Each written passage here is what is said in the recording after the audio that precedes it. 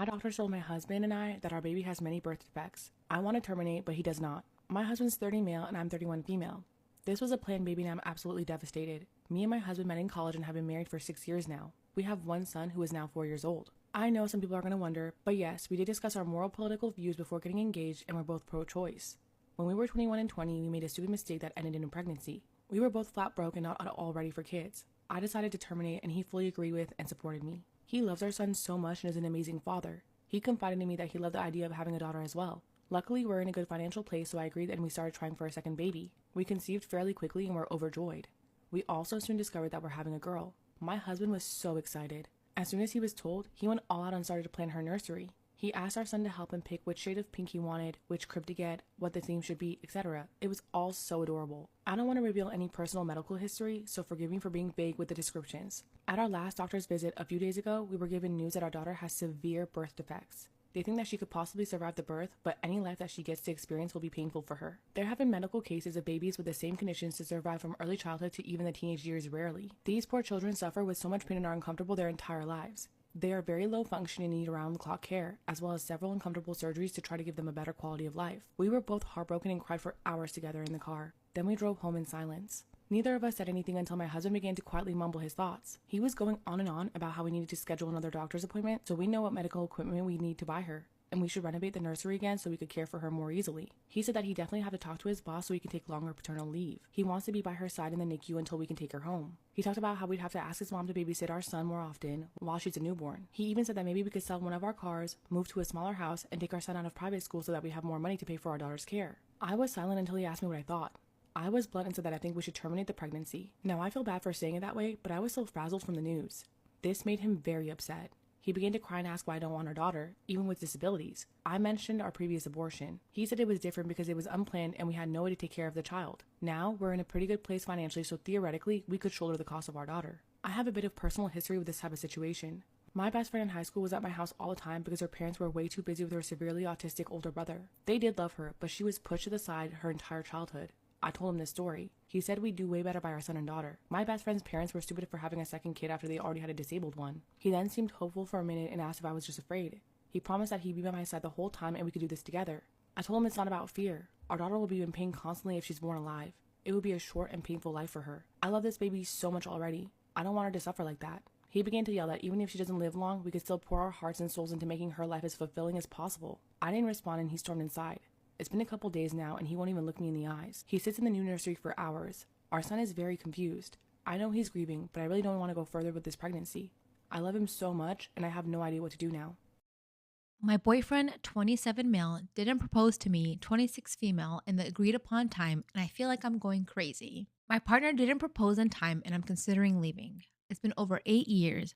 We started dating at 18 in college. I understood that we would have to wait to get engaged because we were so young. However, I feel like that it has been too long. He says we are almost at the finish line, but I keep seeing that line being pushed further and further back. First, we said we would wait until we were financially stable. Then he wanted to go to law school after 2 years of being out of college. We always said we would be engaged when law school was over, but then the bar exam came and sidetracked that. We recently moved and now we are waiting to see how much our old apartment charges us for damages. My deadline was the day after he graduated. I had already been waiting an extra 3 years because he chose to go to law school. We have enough money in our bank account. I get that he wants to be extremely financially stable, but it's September and I am breaking. Every time I talk to him about it, it gets pushed further back. He says we are 2 months away, but I ran out of patience 4 months ago. It's driving me crazy and I feel like it has ruined the idea of being engaged for me. I wanted it to be spontaneous and out of love, but I don't think that was ever going to happen. I don't think he's scared of marriage. He offers to marry me at a courthouse all the time. I just think he doesn't care about all of the romantic stuff and he's just going through the motions for me. I have been pushed 4 months past my breaking point and I don't know if I have ruined our relationship by pushing the issue. Right now it's to the point where getting engaged will no longer make me happy. Is it over?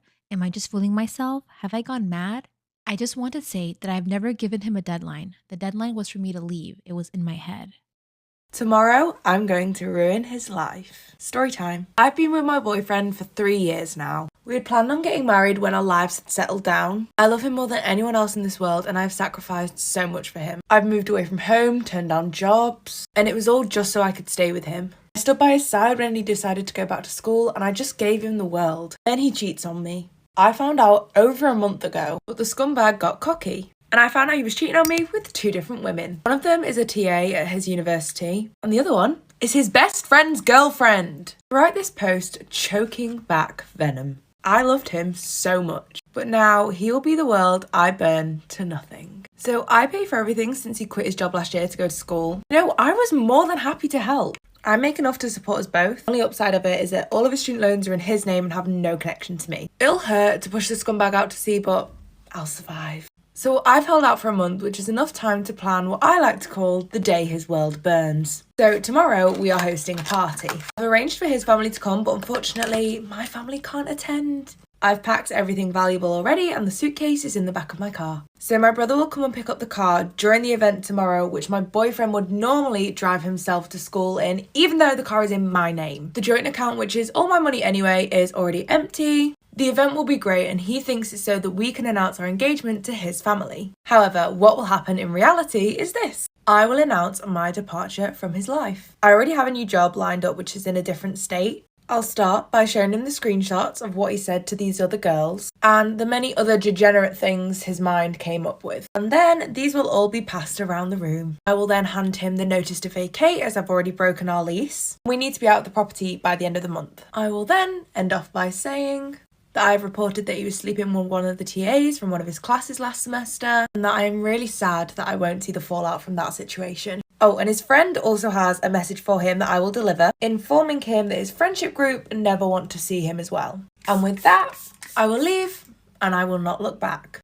Am I the arsehole for telling my fiancé I won't marry him if he insists on inviting his female friend to our wedding? Story time. My fiancé has a childhood best friend called Amy. Now, I'm not the type of person who gets jealous over their partner being friends with someone of the opposite gender. Now, what bothers me in this situation is not the fact that Amy is a female, it's the fact that she literally cannot respect anyone's boundaries. I would have the same issue if the friend in talk was a male. So Amy has always been in this weird competition with me about who is more important in my Steve's life. And me and Steve have actually broken up over Amy before because he was just incapable of setting boundaries with her, so I ended it. But after that, he realised the importance of boundaries and we got back together and he ended up having a chat with Amy. Me and Amy now have one of them types of relationships where we know that we can't stand each other, but we're civil to each other's faces just to avoid the drama. And this whole situation has been stirring for the past 5 years. When Steve proposed, Amy didn't even congratulate us.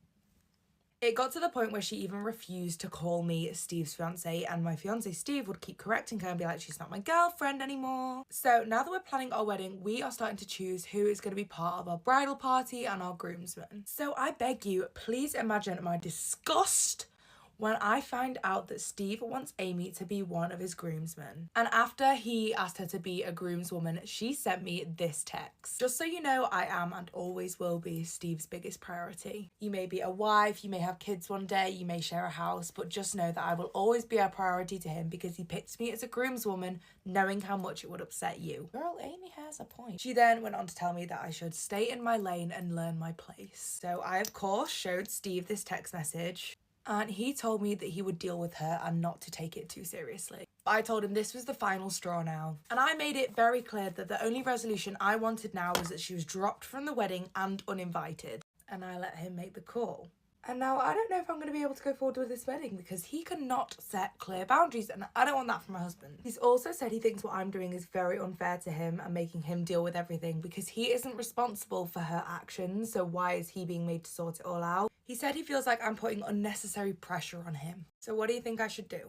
My boyfriend dumped me the day after he proposed. Too bad I've got the kidney that he needs. Story time. So my boyfriend Steve and I had the perfect relationship, to the point where people said that we were the reason people believed in love at first sight. Before Steve proposed, we had always spoken about the fact that we would probably have a long engagement so that we could save money, and we also wanted to be in a better place financially, career-wise, all that sort of thing. He got into a terrible car accident. It was genuinely awful. A drunk driver hit him head on. This guy was driving the wrong way up the road and just smacked straight into Steve's car. So I obviously ran to the hospital as soon as I heard what had happened. They operated on this man for 12 hours and they said if they hadn't have got to him in time, it wouldn't have saved his life. And when he came out of theatre, the doctors said that he would need a kidney transplant. And I was there with Steve's parents and we all knew that at least one of us would be able to give him a kidney. We started testing that day to find out who would be the perfect match for Steve. And strangely enough, it came back that I was the better match than his parents.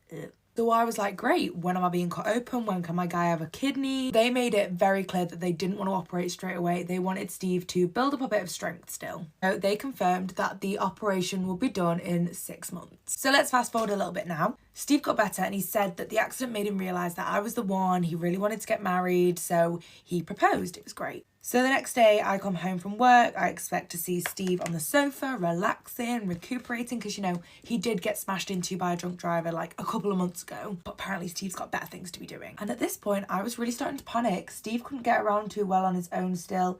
He needed a lot of support and help. So I'm running around the house stressing, and I decide that it's probably best to call Steve's parents to see if they know where he is. I decided it's probably best to ring his parents, and his mother answered. Sandra, we love her mother-in-law. Tell me for why this woman is screaming at me. Alexandra, please calm your tits, you're going to take someone's eye out. And she proceeds to tell me that Steve doesn't want to speak to me. And at that point, my heart sank. I spent the next few days barely sleeping. I was tossing and turning all night trying to work out what happened. I cared for him whilst he was sick. And let's not forget the fact that I literally offered this man my kidney. Baffling behaviour from Steve. So finally, one day the phone rings. Beep, beep, beep, it's Steve. He goes on to explain that the accident had made him realise that even though he really loves me, he doesn't actually want to spend the rest of his life with me. And the insults started. This man is calling me all sorts of names. He's calling me lazy, unattractive, unhygienic. And then just to add insult to injury, he called me boring. I could not believe what I was hearing. My guy literally wanted to marry me yesterday. So what's happened? He also then asked if we could still be friends, which no. And then the line dropped. He asked if it would still be okay to borrow my kidney. Call me old-fashioned, but no ring. No kidney. That has only told me that his family had already told him about the fact that they weren't a good match and I was really the only good match for him, both in life and in kidney. But I just flat out told him no. I will not be donating my kidney to you, Steve. Sorry. And at that point he started crying. And before I could hear any more of the sob story, I hung up on him. So what do you think? Am I the arsehole? My girlfriend found out that I was taking one for the team when we first met, and now she's spiraling in insecurity. How do I get her to be confident in my attraction to her again?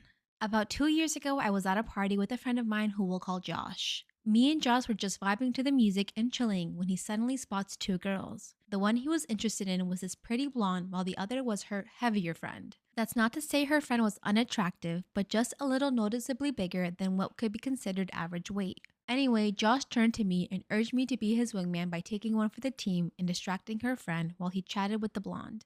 After a little back and forth, I decided to just do it and be a good friend.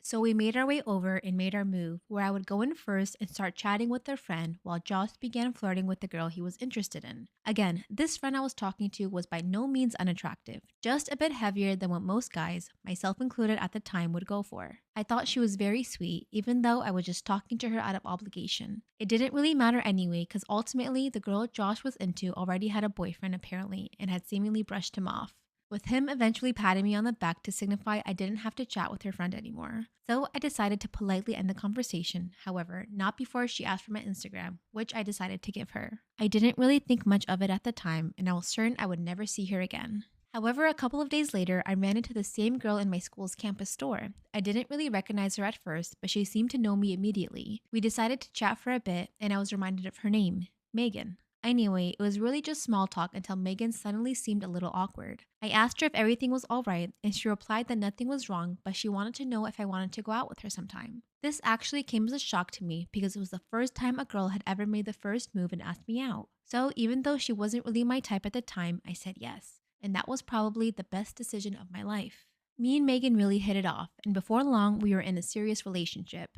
Any qualms I had about her weight were gone immediately after the first time we slept together, and I actually found her body to be really soft and comforting. I had never felt so relaxed cuddling with someone before I met her. We've been dating for 2 years now, and I absolutely love her. She's my everything, and I have even been thinking of proposing as soon as we are both done with school. Everything was perfect until last month. Last month, we hosted a small get-together just for a few friends who were also in relationships, like a couples game night sort of thing. It was here where Josh, who has been my good friend for years, was pretty drunk and made a joke about how if he had never forced me to take one for the team back then, I would never have found the love of my life.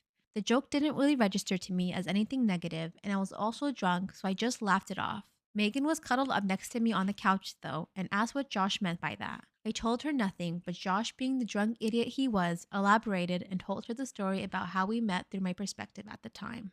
Megan just said, "Oh," and didn't really react, so I figured she just brushed it off. However, the rest of the night, she seemed kind of distant and even a little sad. Finally, once everyone had left, she let it all out and started crying. She was essentially in shock because this whole time she thought I approached her then was because I was interested in her, and learning that it was because I was forced to seemed to bring back old insecurity within her. It doesn't help that she's actually gained weight since back then, even though I don't really have any problem with that and have told her that multiple times. I immediately gave her the full story about how I fell for her right after that, and I have loved and adored her ever since. She seemed reassured, and we even cuddled the whole night after that. Since the night, though, she's been acting differently. It's like she's lost her confidence around me. She only wears large, baggy clothes, even though she never used to before. She refuses to change with me in the room and hardly eats in front of me. Before, I used to playfully tickle her stomach sometimes, and she'd always smile and play along. Now, she always seems insecure when I so much as accidentally graze it. She also refuses to sleep with me without a shirt on. So far, I sat her down multiple times and explained that her body is incredibly attractive to me and that there's no one more beautiful in my eyes than her. But it's like she doesn't believe me. Lately, I've been thinking about offering her to come to the gym with me, but I'm scared she may be more insecure at that suggestion. How do I get her to believe that I love her no matter what she looks like? That I truly adore her in all aspects? I just want her to be confident in herself again.